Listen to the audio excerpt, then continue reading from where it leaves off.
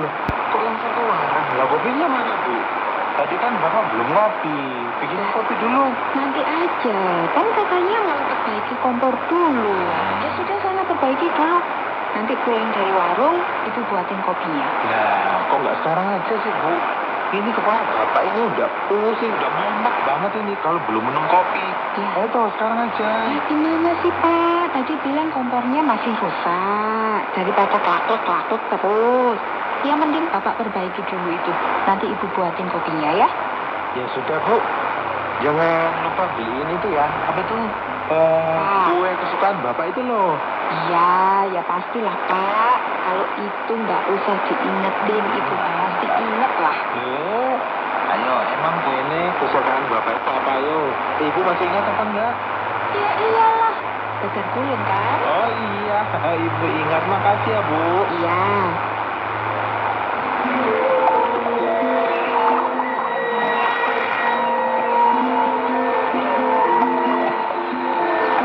Saudara, terima kasih sudah mendengarkan program Jembatan Hati.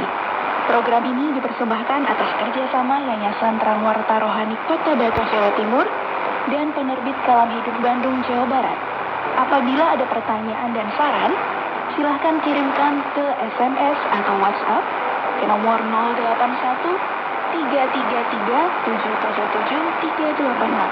Anda juga dapat mengakses Penerbit Kalam Hidup melalui website di www.kalamhidup.com. Sampai jumpa.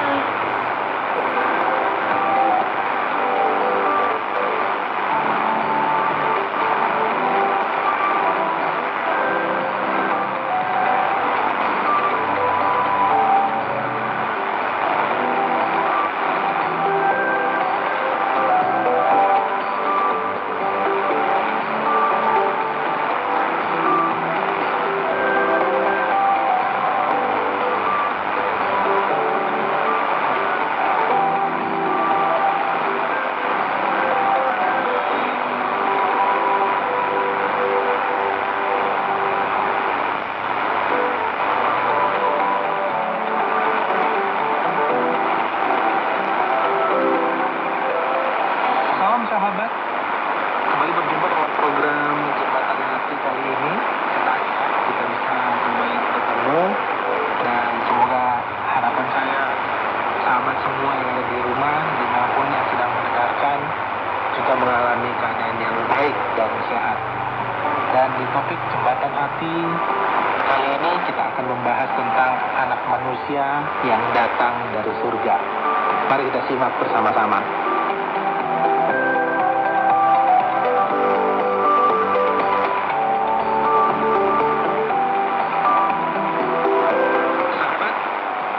Topik yang akan kita bicarakan pada hari ini adalah anak manusia yang datang dari surga. Mungkin topik ini cukup mengherankan. Kok ada ya seorang anak manusia yang berasal atau datang dari surga, tempat kediaman Allah Pencipta yang Maha Kuasa, yang Maha Tahu dan Maha Hadir. Apalagi Allah yang Maha Kasih ini juga tidak terjangkau oleh manusia siapapun yang ada di dunia ini. Anak manusia yang dimaksud ini bernama lengkap Yesus Kristus. Dia hidup di tanah Palestina atau Israel sekitar 20 abad yang lalu. Dan tokoh ini berasal dari keturunan Daud, raja kedua Israel yang hidup lebih kurang dari 1000 sebelum Masehi. Nama Yesus tidak pernah pudar hingga hari ini. 24 jam sehari nama Yesus selalu disebut dan dipanggil-panggil oleh ratusan juta atau miliaran orang Kristen, yakni mereka yang sudah percaya kepada Yesus dan menjadi pengikutnya. Orang Kristen setiap hari berdoa kepada Yesus Kristus atau kepada Allah Pencipta di dalam nama Yesus. Mereka belajar dari semua pengajaran dan kehidupan Yesus yang sangat jelas diketahui dari kitab-kitab Injil dalam Alkitab. Orang-orang Kristen taat kepada Yesus. menyanyi, serta memuji-muji Yesus dan menyembah Yesus sebagai Tuhan dan Juru Selamat mereka. Mereka juga secara total mempercayakan diri dan seluruh kehidupan mereka kepada Yesus Kristus. Seluruh dunia dengan kekuasaan dan kekuatan apapun, dengan strategi brilian bagaimanapun, tak akan pernah mampu menghalangi miliaran manusia yang sudah dan mau mengikuti Yesus. Dan jumlah orang Kristen terus bertambah dari hari ke hari. Di dunia ini tak terhitung buku-buku dan media cetak lainnya yang menulis tentang Yesus. Melalui media elektronik, cerita tentang kehidupan Yesus disajikan begitu menarik di sepanjang waktu dan dalam berbagai bahasa dan kemasan. Siapapun bisa menikmatinya, kapan saja dan di mana saja. Melalui media, banyak orang berbicara dan membahas tentang tokoh maha besar ini, baik tentang pengajarannya maupun perbuatannya yang semuanya berisikan makna dan pesan ilahi yang berhubungan dengan kehidupan manusia kini dan kekal. Melalui media tradisional, media modern, dan media sosial, dalam berbagai platform dan aplikasi, siapa saja dapat menemukan berita dan cerita selengkapnya tentang tokoh Yesus ini dengan berbagai metode dan format. Semua berita dan cerita tentang Yesus secara teratur, simultan, dan kontinu disampaikan kepada umat manusia. Sahabat, selain itu yang dimunculkan juga di mana-mana dalam berbagai cara tak terhitung banyaknya kisah dan kesaksian tentang bagaimana berjuta-juta manusia mereka mengambil keputusan pribadi yang bebas untuk percaya dan menjadi pengikut Yesus.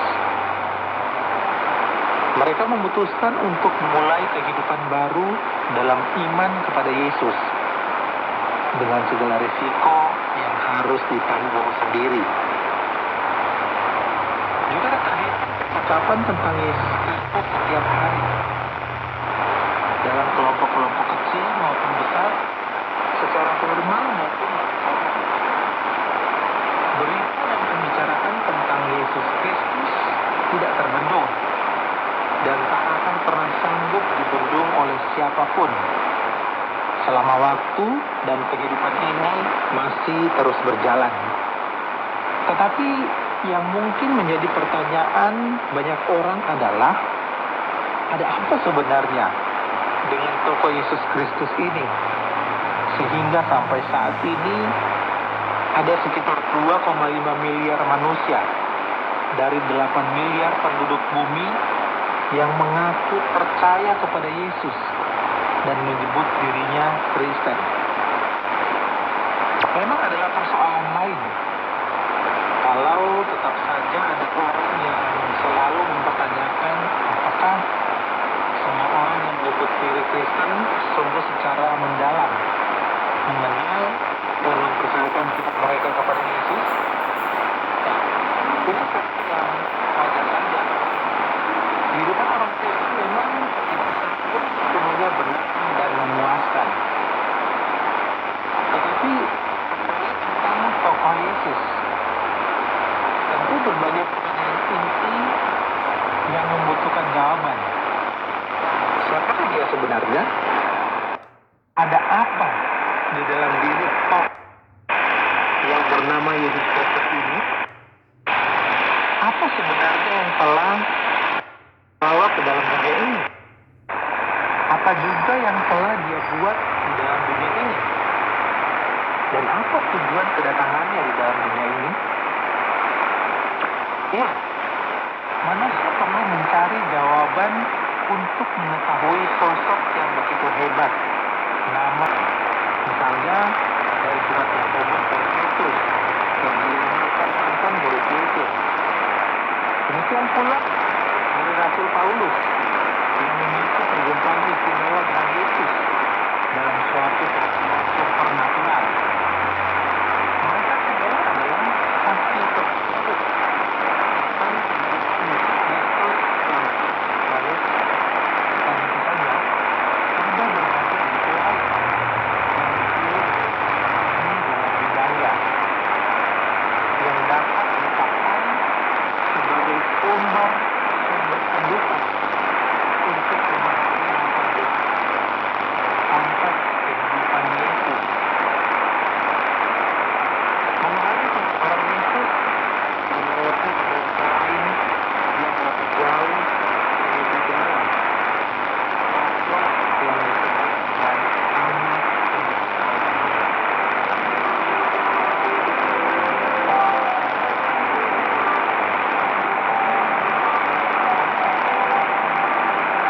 sahabat, kita program jembatan hati kali ini. Manusia yang di sorga sudah kita bahas bersama. Mari kita renungkan dan semoga menjadi berkat buat kita semuanya. Kita jumpa lagi di topik selanjutnya. Saya Toran Maulana pamit. Shalom. Program Jembatan Hati diproduksi dan dipersembahkan atas kerjasama Yayasan Terang Warta Rohani di Batu, Jawa Timur, dan Penyakit Salam Hidup di Bandung. Program ini dengan sederhana menyoroti dan memaparkan kondisi hati manusia.